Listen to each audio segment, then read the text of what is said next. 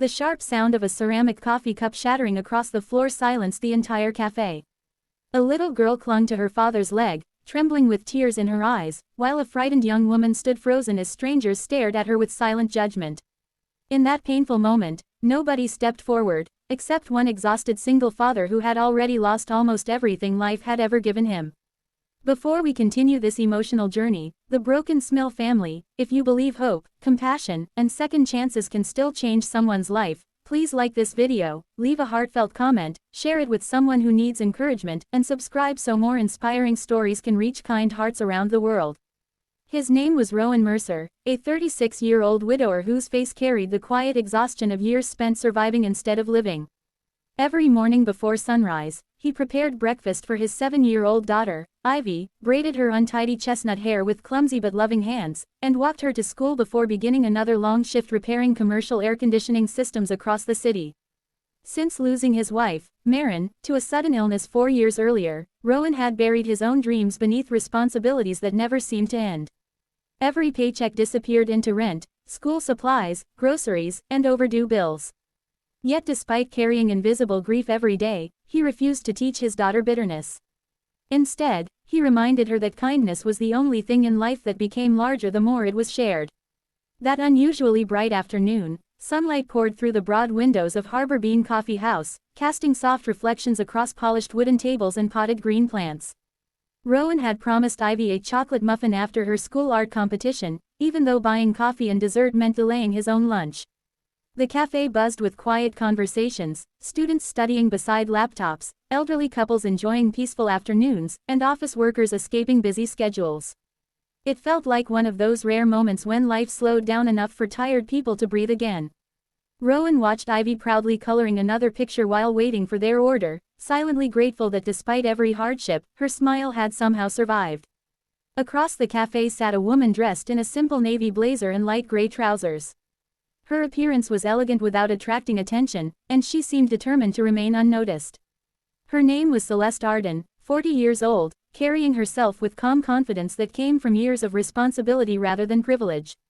Unknown to everyone inside the coffee shop, she was the founder and chief executive of one of the nation's fastest-growing social enterprises, a company employing thousands while funding shelters, education programs, and community health initiatives. Yet success had become a lonely prison. Endless meetings, public appearances, and calculated business relationships had convinced her that people often saw wealth before humanity. That afternoon she had intentionally left behind her security team and expensive car, choosing instead to spend several quiet hours alone, hoping to remember what ordinary life felt like. The peaceful atmosphere shattered when a hurried customer accidentally collided with a server carrying hot drinks. Coffee splashed across the floor, cups crashed into pieces, and confusion erupted. In the chaos, another customer falsely accused Celeste of causing the accident simply because she had stood up to avoid the spill. His voice grew louder with every accusation, attracting curious eyes from every corner of the cafe. Several people immediately assumed he must be telling the truth. Phones quietly appeared, ready to record another embarrassing public confrontation. The frightened server looked overwhelmed, terrified that she would lose her job. Celeste remained remarkably composed, but the sadness in her eyes revealed something deeper than embarrassment.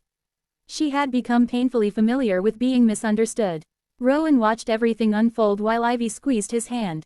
He noticed details everyone else ignored: the spilled tray balanced awkwardly, the server's trembling hands, and the direction from which the collision had actually happened. He knew what injustice looked like because life had introduced him to it many times before. Without hesitation, he stepped forward, not because he recognized the woman, but because silence in the face of cruelty had always haunted him since losing his wife. Calmly and respectfully, he explained exactly what he had witnessed. His steady voice carried no anger, only honesty. The cafe slowly grew quiet as several customers realized they had judged too quickly. The accusing man muttered an apology before leaving in embarrassment. The frightened server burst into relieved tears, while Celeste simply looked at Rowan with quiet gratitude, surprised that a complete stranger had defended someone who offered him nothing in return. As the tension faded, Rowan returned to Ivy, believing the incident had ended. He accepted his coffee, smiled gently at the nervous server to reassure her, and prepared to leave. He never expected anything in exchange for doing what he considered ordinary decency. Yet Celeste could not stop thinking about the weary father whose kindness had cost him precious time without asking for recognition.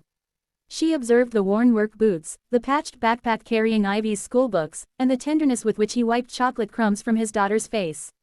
Those small gestures reminded her of the father she had lost decades earlier, a humble teacher who had once told her that character revealed itself most clearly when nobody important was watching. Over the following days, fate quietly arranged another meeting. Rowan's aging work truck broke down outside a neighborhood community center where volunteers were organizing a family event. Unable to afford immediate repairs, he worried about missing work and disappointing Ivy again. While waiting for a mechanic, he offered to help volunteers unload donated supplies simply because his hands were free. To his surprise, Celeste arrived moments later, still dressed modestly, introducing herself only as someone supporting the charity. Neither mentioned the coffee shop at first. They spent hours arranging tables, serving lunches, and helping children paint colorful murals under bright afternoon skies. Rowan noticed how naturally she listened to lonely elderly visitors and encouraged shy children without revealing any hint of authority. Celeste noticed how Rowan never sought attention despite quietly solving every problem around him. Weeks passed before Rowan accidentally discovered the truth.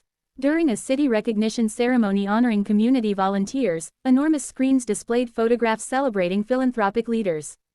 There, standing confidently before thousands, was Celeste Arden. Rowan stared in disbelief as officials described the remarkable company she had built and the millions invested into improving countless lives. His first emotion was not excitement but embarrassment. He worried that he had unknowingly crossed boundaries or treated someone important too casually. Yet when Celeste noticed him standing at the edge of the crowd with Ivy, she walked directly toward them, ignoring cameras, reporters, and executives waiting nearby. She thanked Rowan publicly, not for defending a wealthy executive, but for defending a frightened human being before knowing who she was. Her words echoed across the gathering, reminding everyone that genuine integrity never asks about social status before choosing compassion. The recognition transformed more than either expected. Celeste invited Rowan to help develop apprenticeship programs within her company for struggling single parents seeking stable employment.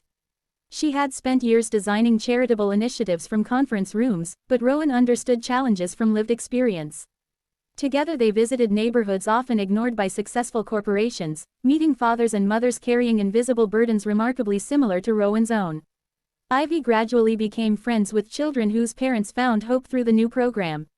Watching families rebuild their lives reminded Rowan that pain did not always disappear, but it could become the foundation upon which someone else's future was built. Even as opportunities improved, Rowan still carried grief for Marin. Some afternoons he visited the small hillside cemetery where wildflowers swayed gently beneath blue skies.